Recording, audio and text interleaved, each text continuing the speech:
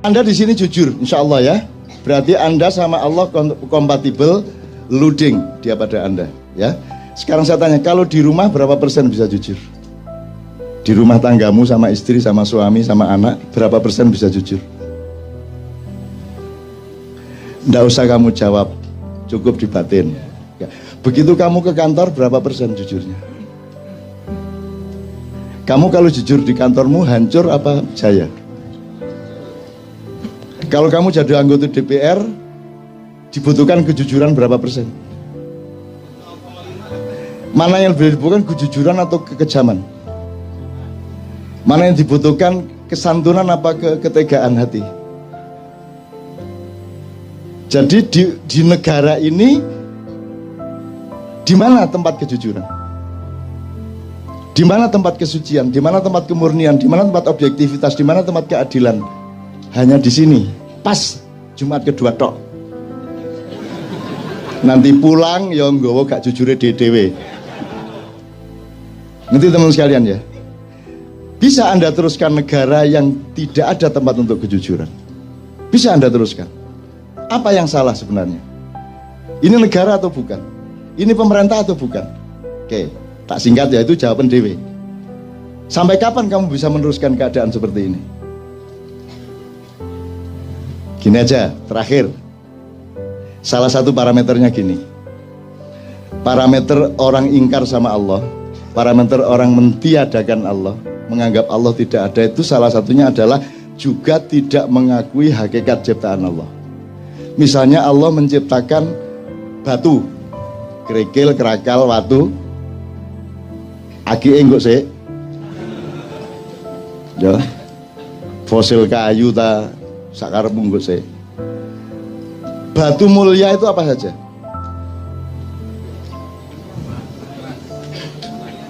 Emas,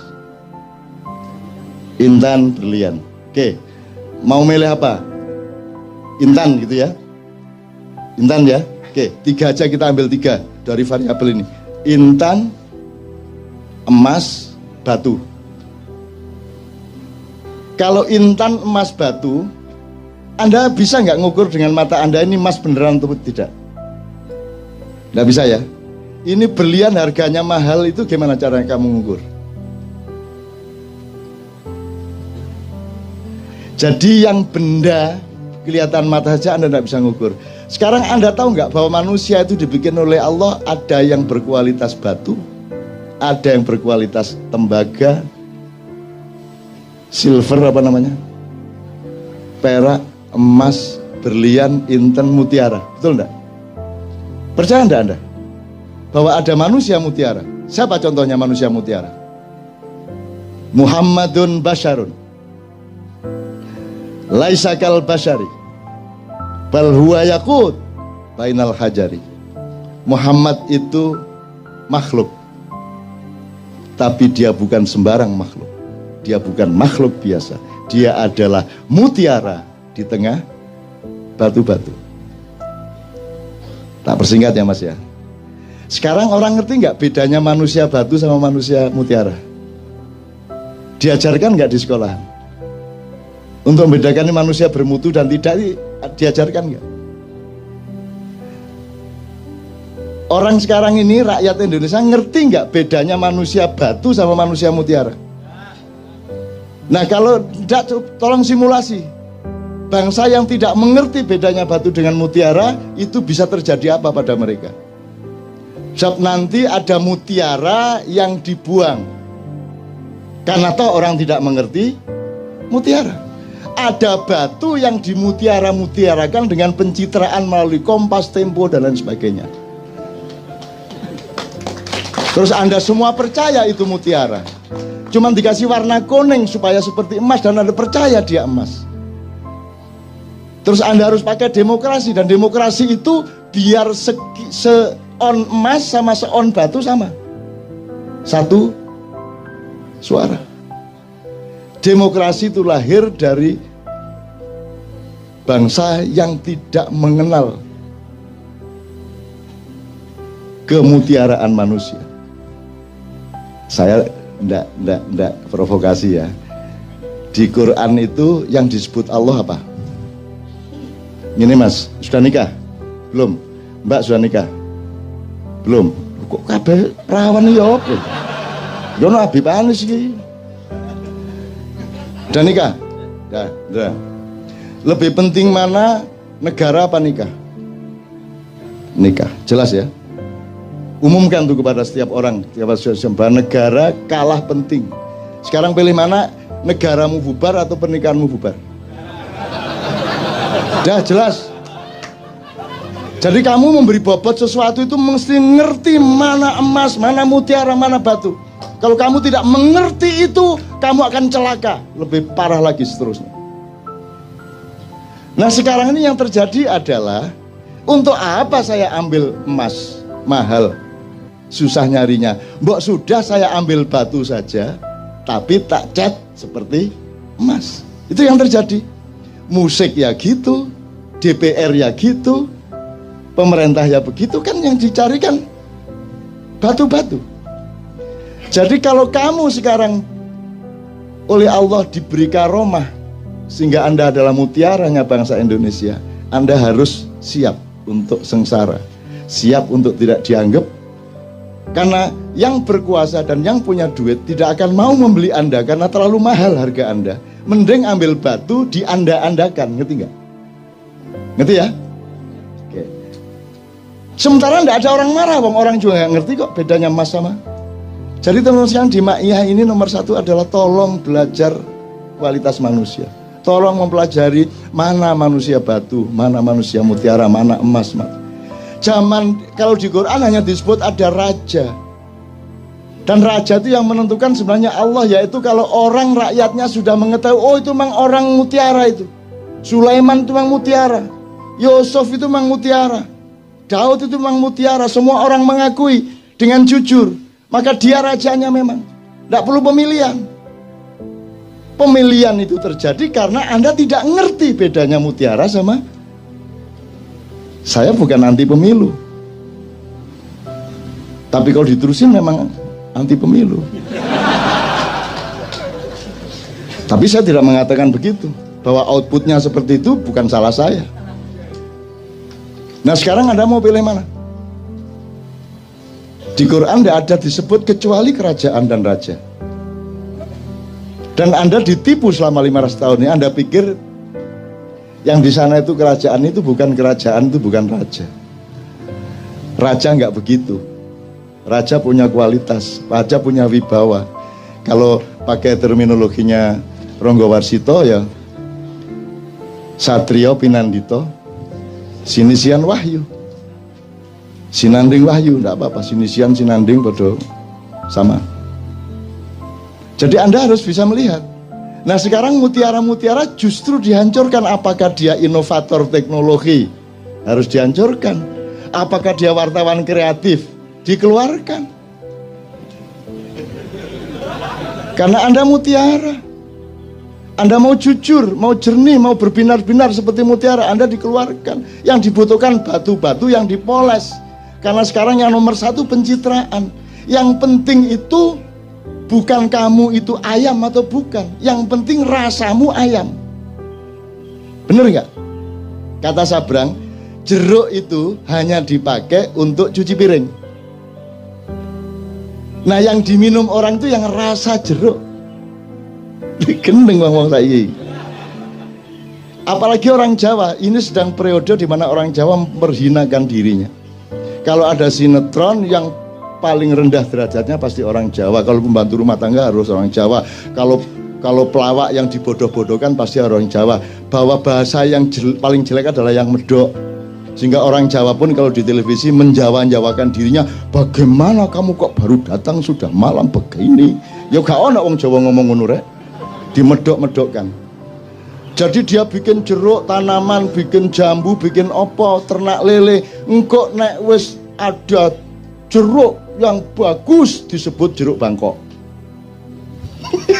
Pokoknya nek Jawa itu saya ngelek dewe. Begitu apik nek gak Bangkok, Bombay, apa meneh? Jumbo, Mandarin kan gitu. Pokoknya yang istimewa, yang mutiara disebut luar negeri. Nah Anda bulan depan harus mulai tahu bahwa Anda ini direkayasa untuk ditutupi, dimusnahkan, dipendem, dihancurkan, disembunyikan dalam waktu yang sangat lama, 500 sampai 700 tahun tergantung cara kita melihat bagaimana, tetapi ini sudah sampai hampir ujungnya dan kita akan menemukan zaman yang baru sesudah itu. Insya Allah tidak lama lagi. Yang sehat badanmu, yang sehat, doakan saya juga sehat. Ini sudah berakhir, akan berakhir, tapi kita masih akan lucu enggak karu-karuan beberapa tahun ke depan ini. Terus lucu sampai jangan guyu gitu ya teman-teman sekalian ya. Pokoknya mutiara dan batu ya, tolong diingat. Itu aja kira-kira saya kira saya harus segera ke airport. Saya mohon tidak bersalaman malam hari ini karena engkau sudah rohani ya. Kalau engkau masih membutuhkan tangan, jasad dan materialku, engkau rendah. Tapi karena engkau dan aku sudah mengalami pertemuan rohani yang agung, maka tidak perlu bersalaman secara langsung. Itu caranya mergo kate kepengin cepet-cepet. Loh ya kan gitu, orang hidup kan mesra ya kalau begitu kan. Ya kan berarti aku sudah menyalamimu ini sekarang. Gitu ya. Tak doain semua Anda di sini akan oleh Allah dibuka seperti Rasulullah dibuka oleh Jibril dada dan kepalanya. Hidupmu akan semakin terbuka. Kapan Anda butuh, Anda dapat dari Allah. Kapan Anda ada kesulitan, langsung Anda ketemu kemudahannya. Amin ya rabbal alamin. Untuk teman-teman yang beragama secara formal bukan muslim, Anda tolong jangan cemas dengan doa secara Islam ini, karena Islam itu rahmatan lil alamin. Jadi Anda dilindungi oleh orang Islam sepanjang Anda berbuat baik dan tidak curang kepada siapapun. Teman-teman sekalian, 2 menit. Insya Allah karena Anda sudah mempersembahkan kesucian hati, kejujuran pikiran, kearifan budaya dan kesabaran mental selama 8 jam penuh untuk umat manusia, untuk bangsa Indonesia, untuk makna rahmatan lil alamin, maka insya Allah Anda sekarang punya hak untuk memohon khusus untuk keperluan Anda pribadi dan keluarga atau apapun yang menyangkut kehidupan Anda. Bayangkan, renungkan dan ucapkan di dalam hati masing-masing apa yang Anda perlukan dari Allah. Anda mohonkan kepada Allah. Mudah-mudahan Allah tidak tega untuk tidak mengabulkan, karena Anda telah membuktikan cinta Anda yang luar biasa, kesabaran yang luar biasa demi umat manusia, demi bangsa Indonesia, demi rakyat dan rahmatan lil alamin. Semua nanti ucapkan kun fayakun supaya Allah mengabulkannya betul. A'udzubillahi minasyaitonir rajim.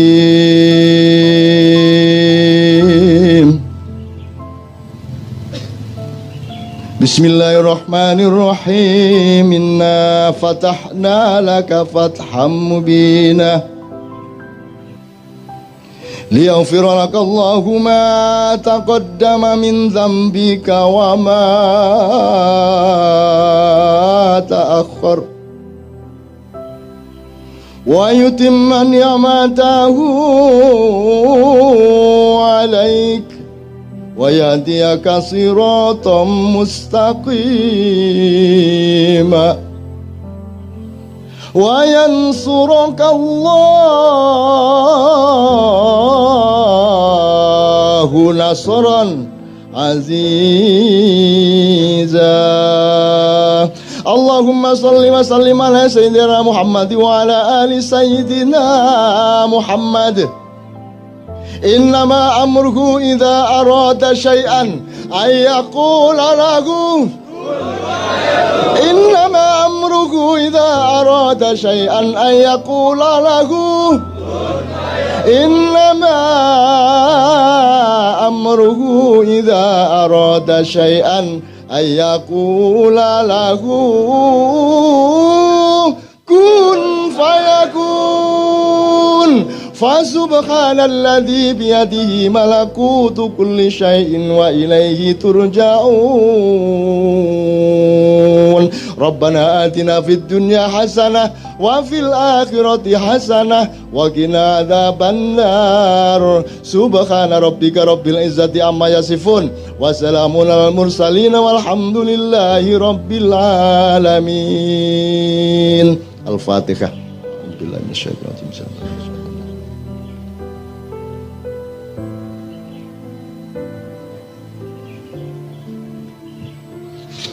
Mudah-mudahan bulan depan Allah membukakan ilmu tentang masa silam kita, untuk supaya Allah mengizinkan gerbang masa depan kita semua secara lebih terang benderang dengan kecerdasan sejarah. Amin ya rabbal alamin.